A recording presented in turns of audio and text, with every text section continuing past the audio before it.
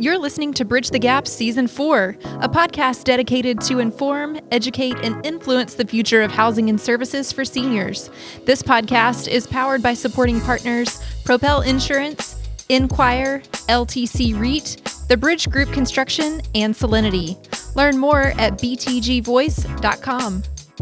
Welcome to Bridge the Gap podcast, the senior living podcast with Josh and Lucas. Another exciting show today to continue our conversations of thought leadership and leaders in the industry. We want to welcome Steve Flint, the COO of Solstice Senior Living. Welcome to the show.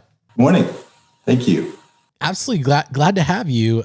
We know that you're out there in Tennessee, just like Josh is, and we had such a great kind of intro conversation. And one of the things that I wanted to start out with and point out that I found interesting is your relationship to your father and your grandfathers. It seems like it is the seed that was planted there that then grew into a very long and fruitful career in senior living. Tell us about it. Well, my father was in the military, lifetime military guy, and I lost dad in 2001. But both of my grandfathers on both sides of the family were World War II guys. And just the stories and having the opportunity to have a relationship with each of them, it's just, I would rather do that than go out and play as a kid.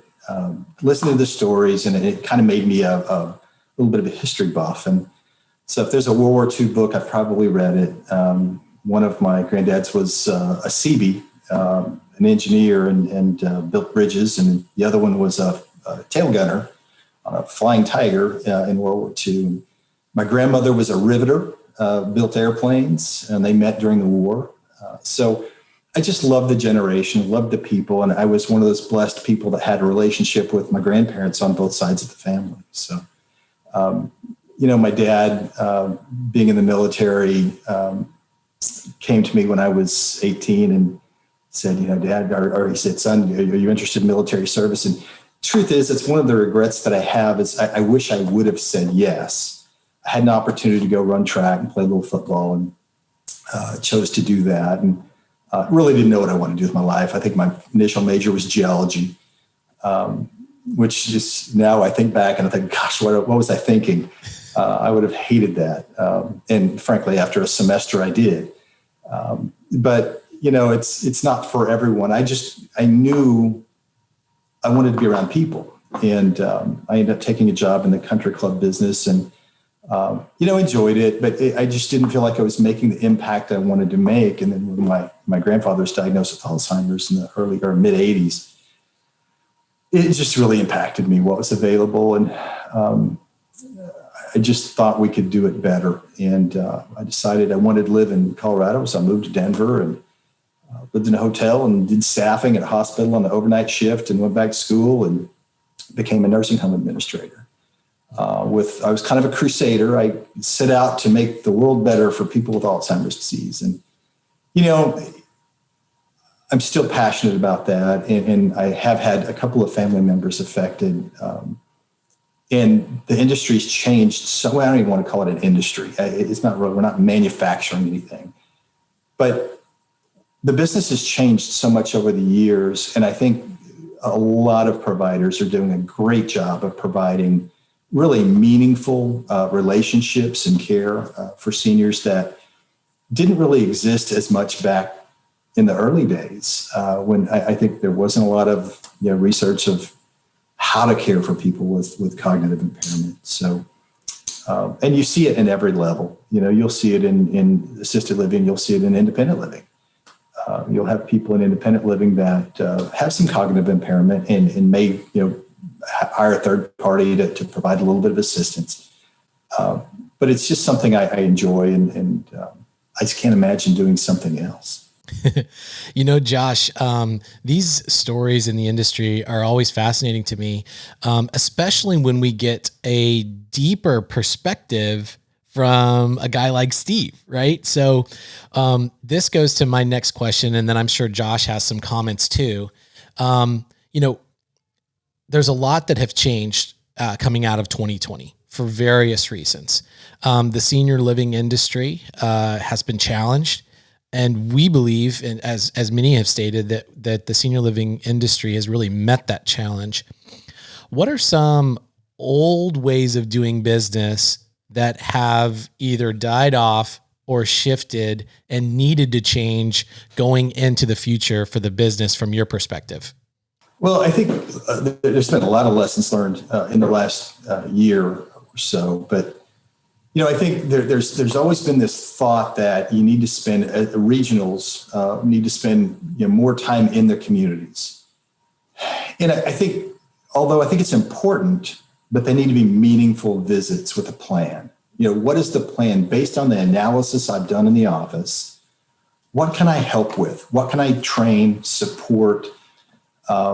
Look into what problem can I solve when I'm at the community? Because I think, and I'm going to paint this with a broad brush, but I think a lot of visits happened over the years that were stop in and say hi, maybe take some cookies to the staff. And although that's important, I think we're doing business in such a more meaningful way now. We've had statistics, we've had data to focus on the business for a long time. But frankly, the problem was always finding the time to use the data.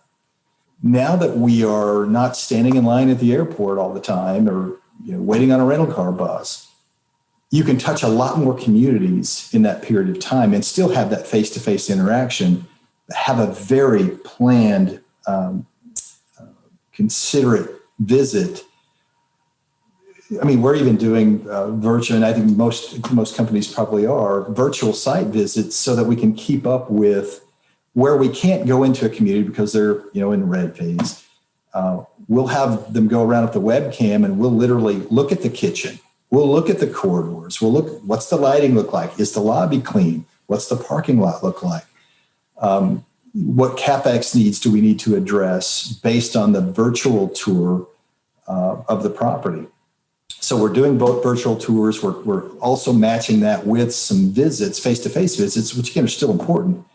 But I think using the data has been a real silver lining for us. And, we've got a lot of reports, a lot of ways to look at the business, a lot of comments and surveys that we do with the residents. And something I'm really proud of is this year our associate satisfaction scores were the highest ever.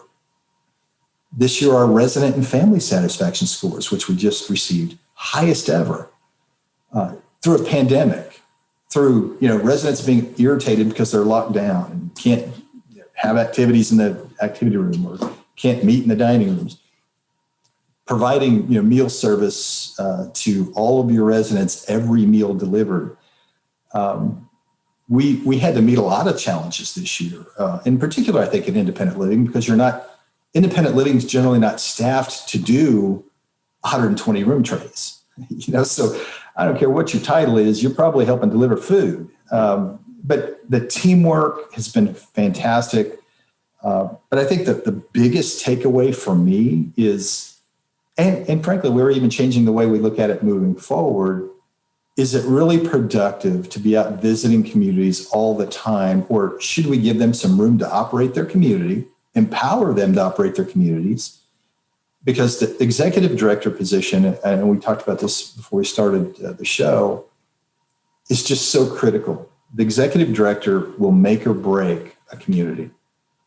The right leadership in the community is contagious. And if an ED loves coming to work, your staff's going to love coming to work. If they have a relationship with the residents and families, your staff's going to have a relationship with the residents and families. And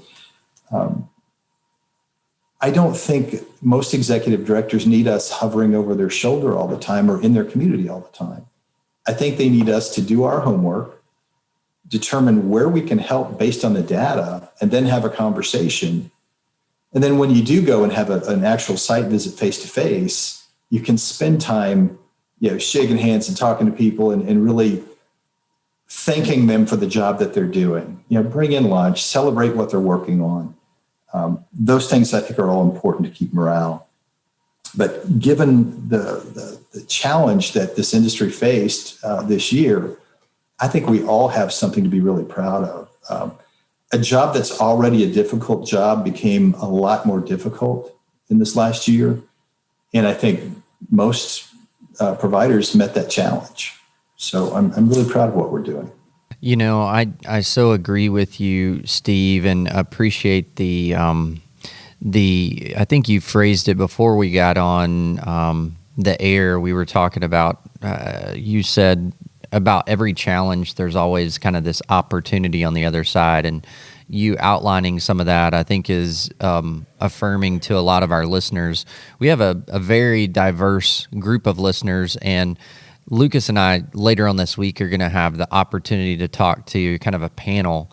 And one of the questions I thought I would pose to you, and you've kind of answered it, I think, but I'll ask it in a different way, is with all of the challenges, many of which the senior housing industry has really rallied, used the teamwork, overcome so many.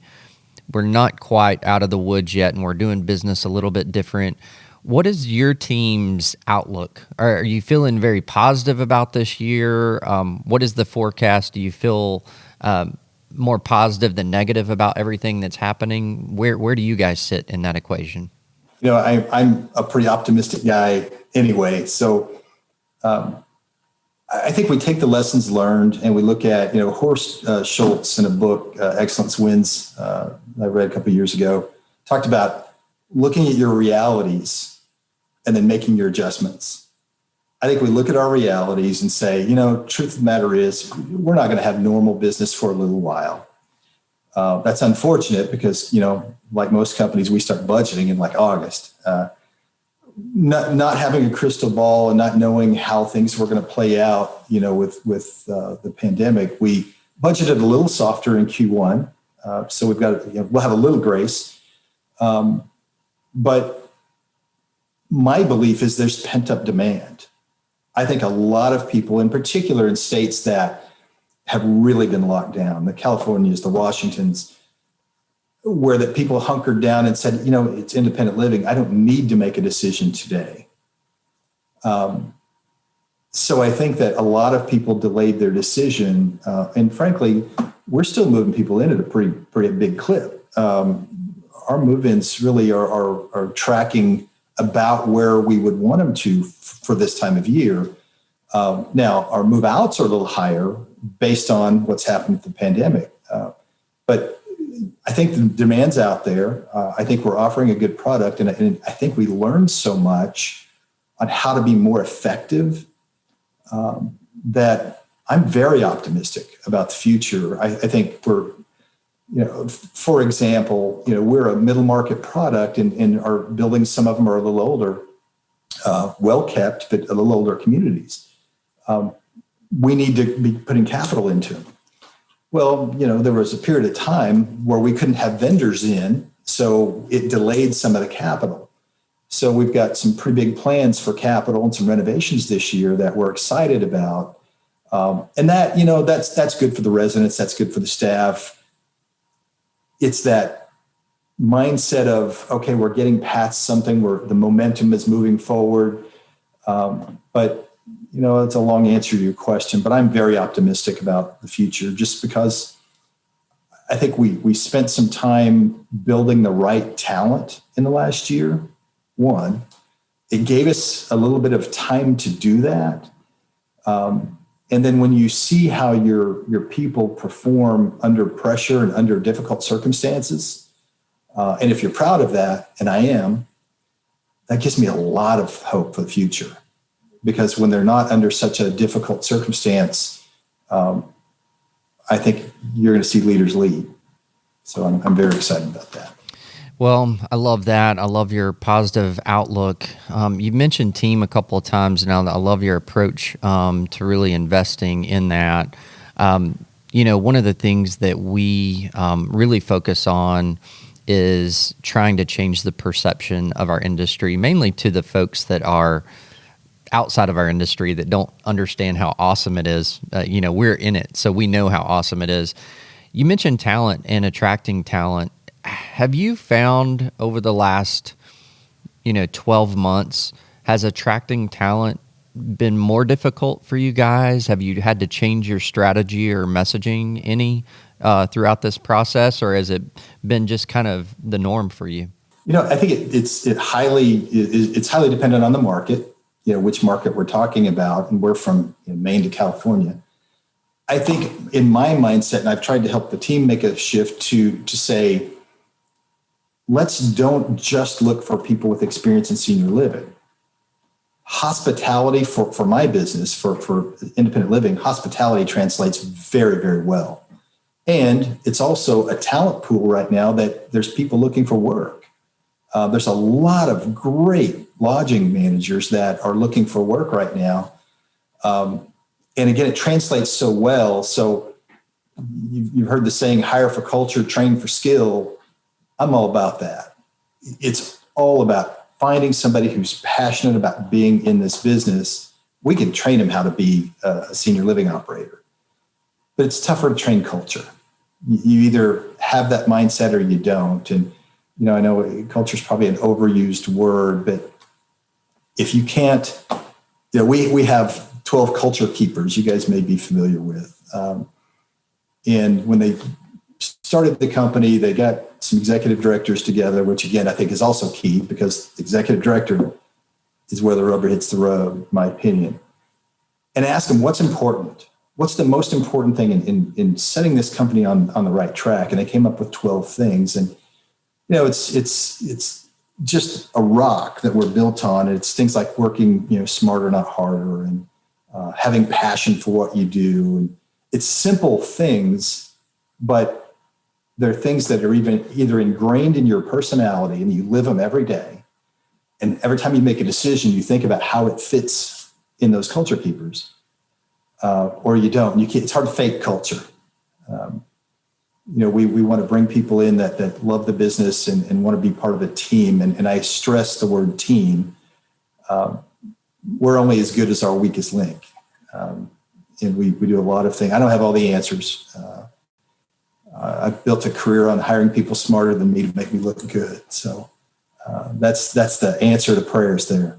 Well, one final question for me, but I'm still in all the thunder here, getting to pick your brain, but we don't have a lot of time with you. So thanks for enduring all my questions. But on the resident side, I'm very encouraged to hear about the census. And a lot of people are asking us that are not in communities every day, well, is everybody afraid to move in? Is it harder to get residents? So I was very encouraged to hear that you guys are about where you thought you would be, about where you need to be on your move-ins and things like that.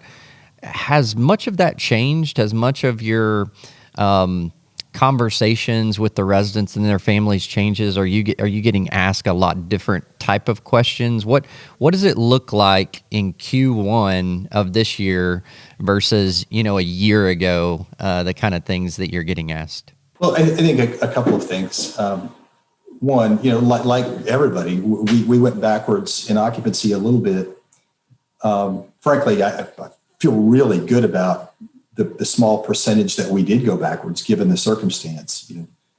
When at some point 50% of your buildings can't move anybody in because of where their red status is. And we're testing so much, inevitably, you take 2 steps forward and 1 step back, 2 steps forward, 1 step back, because somebody's going to test positive, even though they may be asymptomatic. But if they test positive, we go back to square one. I think the conversation that we're having is, there's probably no safer place than moving in with us.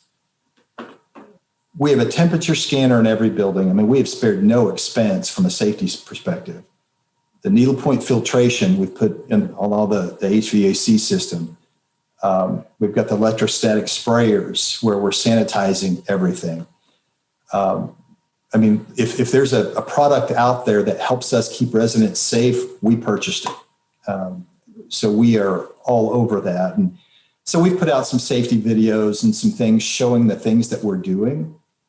And, when your meals are being provided, the staff's all being screened and tested, the residents are being tested, and then it also moves you towards the front for vaccine clinics.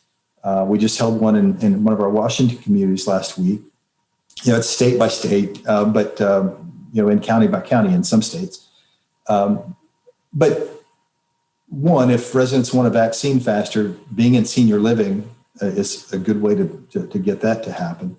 And then two, you're not going out to the grocery store. You're not out interacting with people that you don't know. Have they been tested? Have they been screened?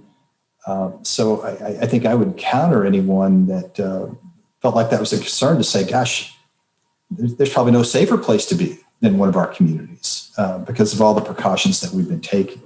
Well, I think those are great talking points, Steve and Lucas. We've just talked about this so much that we agree.